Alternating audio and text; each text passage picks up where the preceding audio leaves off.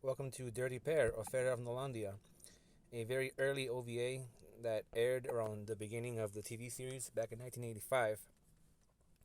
Right away, it has some very major differences.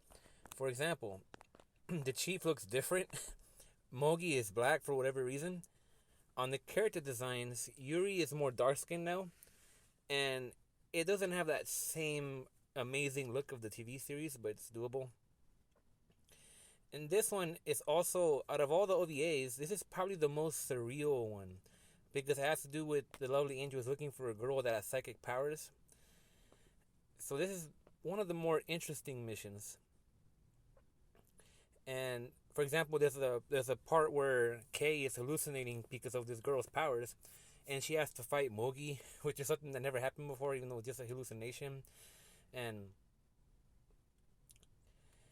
they're trying to figure out how to find her, and it gets very deep as they see that the girl that they're looking for is an artificially born Esper from alien ruins. And in terms of how it adapts the light novel, it has that same charm that the TV series has, as in the OVA series. You get your classic Kei and Yuri.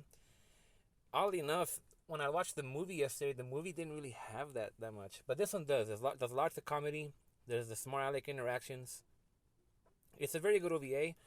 Some some simpleton talked about this on YouTube and completely seemed to have just missed it, but it is a good OVA. It's just it just has a very complex story to follow along, but everything that you want to see in Dirty Pair is here.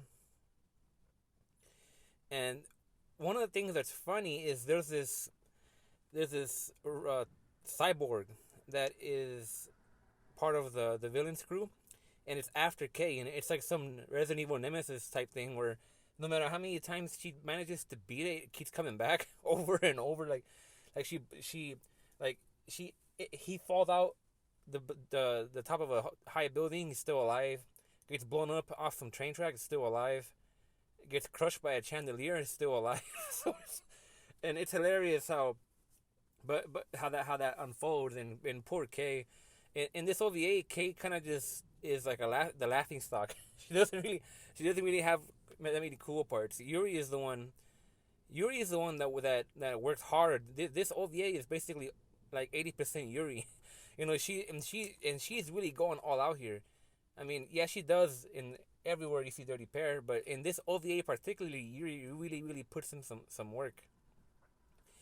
And at the very end of it, in typical Dirty Pair fashion, they do manage to find Misney, but turns out she ends up using her psychic powers to destroy the, the part of the planet that had humans on it.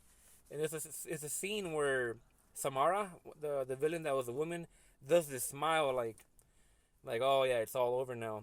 And it's funny because the smile reminds me a lot of Yoshi's smile from Texanolyze, where